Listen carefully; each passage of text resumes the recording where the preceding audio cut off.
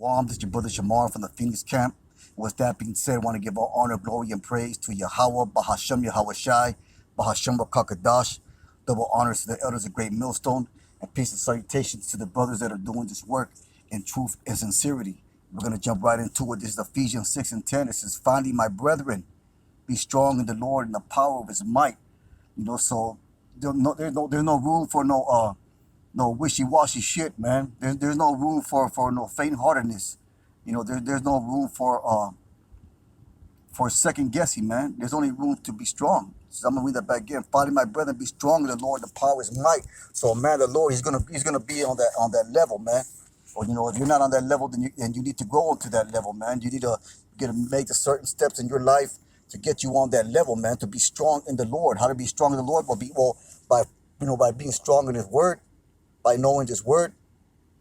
To having that Word within you, knowing those basic scriptures. Because we are called to know the scriptures, man. That's part of our arsenal as we walk in this confusion called Babylon. That's part of our strength. That is our strength, man. So you got to be about this word, man. Be strong in the Lord in the power of His might, man. And the power of His might, because these words are powerful, man. The words of the Holy Bible, they are powerful. They cut asunder down to the marrow, roughly paraphrasing, man. They cut. They're like a two-edged sword, man. So these are the times that we're living in, brothers. We're living in the times where you gotta just put your best foot forward, man. Your strongest arm forward, your strongest hand forward, man, and push. You know what I'm saying? And be grounded in this work, man. Have that sure-footed foundation, man. The cares of this life are vanity. We're living in a time where things can pop off at any moment, and they are. From one day to the next, it's one thing to another. It's one prophecy leading to another prophecy, leading to another prophecy, man. If you can't see that, I'm going to verse 11. It says, put on the whole armor of Yahweh, that ye may be able to withstand the wiles of the devil. Let's get that word wiles, man. The schemes. So, hey, the devil's doing a lot of schemes right now, man.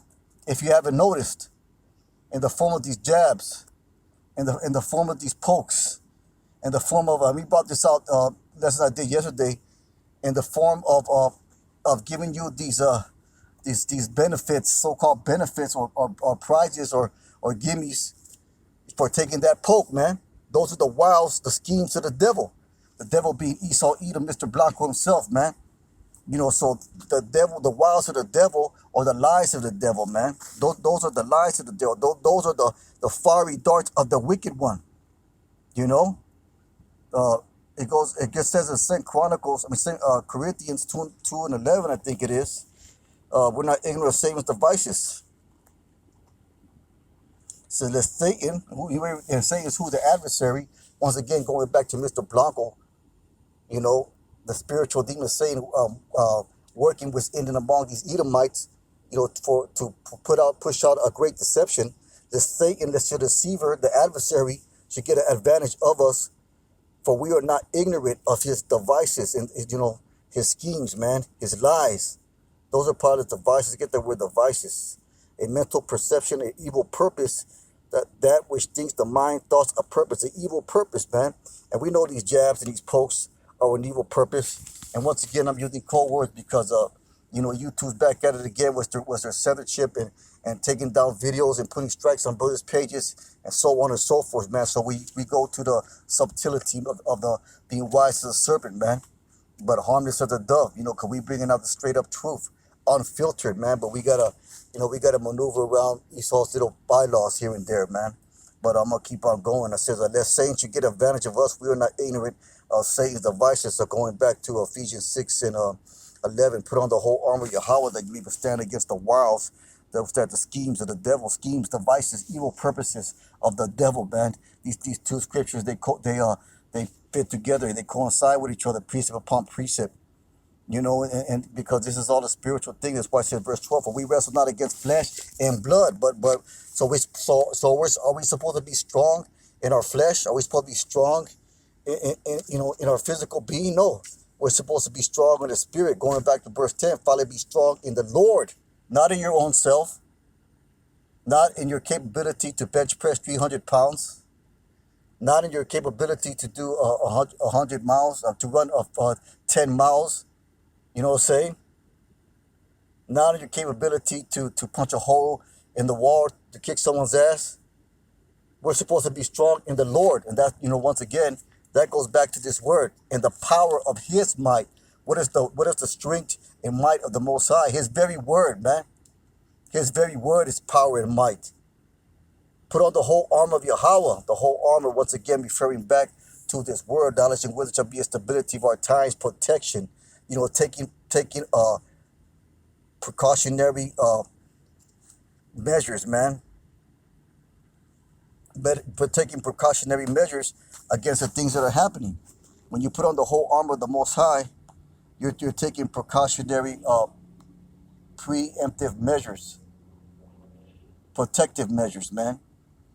You're in the mind state that you know that you're going to be attacked, so you're going to prepare yourself for an attack. Once again, like I said, to stand against the wiles of the devil. So we already have first-hand knowledge. We already know that the devil's going to attack. We're not ignorant of his devices. We already know that he's attacking and he's going to attack. Now, when you know someone's going to hit you, you can brace yourself and protect yourself, against it. But if you just there and you ain't putting no protective, or precautionary measures to yourself, then you're going to get caught unaware. You're going to get sucker punched, man. So put it on the whole armor of the Most High. Not being ignorant of his devices. Standing against the wiles of the devil, knowing that he's going to attack. Hey, man, that's a circumspect thing to do. Instead, I'm going to get Proverbs 27 and 12. Because we know he's going to attack, man. We have forehand knowledge of that.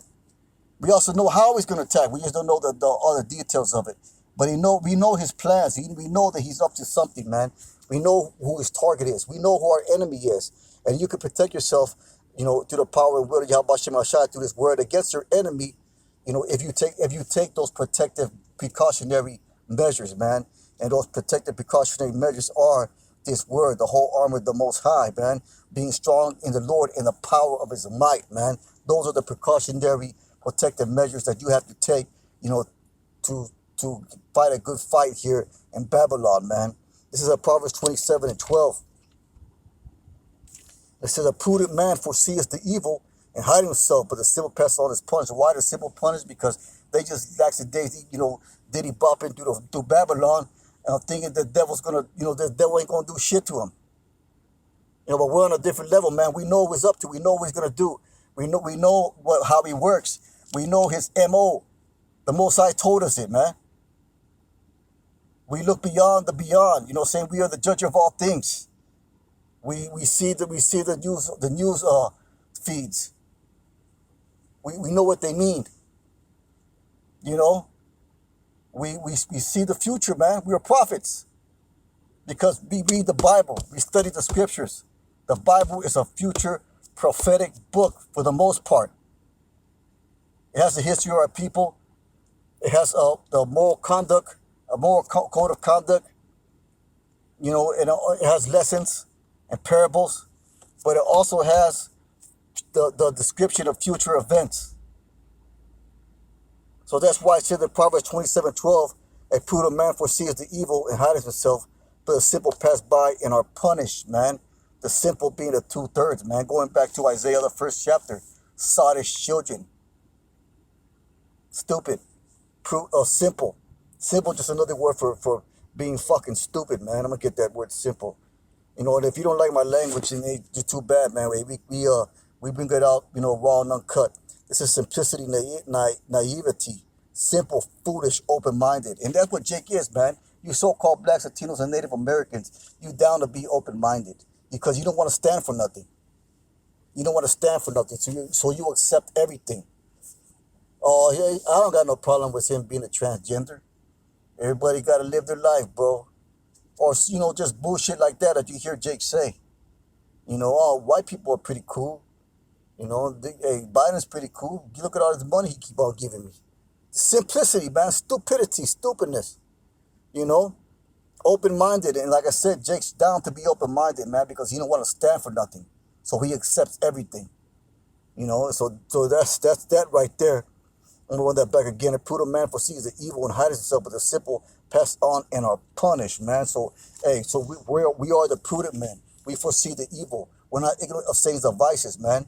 We have the armor to withstand the wiles of the devil. We know that they're gonna strike. We take the the protective and precautionary measures against this devil, man. And that can come in many forms, man. Hey, Paul said, you got the ways and the means, get a little extras for yourself, man. Get your little thing going on, so you can do what you gotta do when that day comes, man. Whether that be, getting some type of gear, some type of little bug out bag. It don't hurt, Now, ultimately, we have faith, but it doesn't hurt, man. And just having a plan in your head. Ultimately the Lord controls all things, but ultimately, but you gotta still have some type of a plan in your head. Okay, if this happens, I'm gonna do this. If that happens, I'm gonna do this. That's what a warrior does. A warrior always knows how he's gonna respond to any attack that's coming. So a prudent man foresees the evil and hide himself, but the simple pass on or are punished, man. If you see a bunch of cops, man, in front of you, and you have a way to detour around them, hey, go ahead. You foresee the evil, man. If you see an occasion where you're going to walk into a bad situation, whether it be Jake or Edomites or whatever, or these fucking crazy ass women out here, if you ever see a situation where you might endanger yourself or your moral conduct, you foresee that evil, man, and you hide yourself. Let's get where hide is, man. You ignore it. You circumvent around it. It says to be hide concealed, to hide oneself, to be hidden, to hide carefully, to be hidden carefully, to be concealed, to hide oneself carefully. So you avoid it, man. You avoid those situations, and that's being wisdom, man. If you got a Jake talking loud shit, like you want to fight, hey, man, you try to either de-escalate that situation or just get away from it altogether.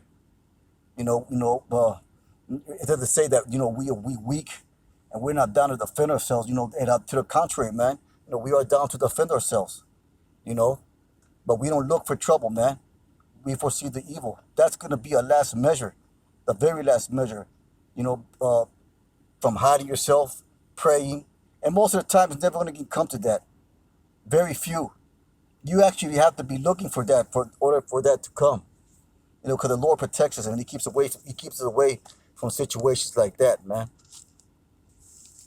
So with that, I'm gonna get a Romans, Second Chronicles 15:7. Two more scriptures. I'm gonna close it out. It says Second Chronicles 15:7, and it says, "Be strong, therefore, and let not your hands be weak, for your work shall be rewarded." What work do we do? We labor in this word, man. That's a protection against us, because our works, they're gonna give us a mercy in that day. Our works show our faith. You increase your faith by having works. So if you want to increase your faith, do more works, man, because faith without works is dead. And vice versa, man. So you want to increase your works, increase your faith. You want to increase your faith, increase your works, man. The Lord, He laid it all out. You just got to take heed to it. With that, I'm going to get Romans 13:14. This is Romans 13:14, and it says, "Let us walk honestly." So that's how we're supposed to walk in proper conduct, foreseeing the evil, being circumspect, being prudent, as in the day. Seeing everything that's going around us, not in rioting. Let's get the word rioting, revelry. Being down with this bullshit, this vanity, this folly. Because you're in that state of vanity and folly. I'm not saying that brothers can get together, have a good time, but I'm talking about out there in the world. Hey, you can get caught up unawares, man, in all kinds of situations.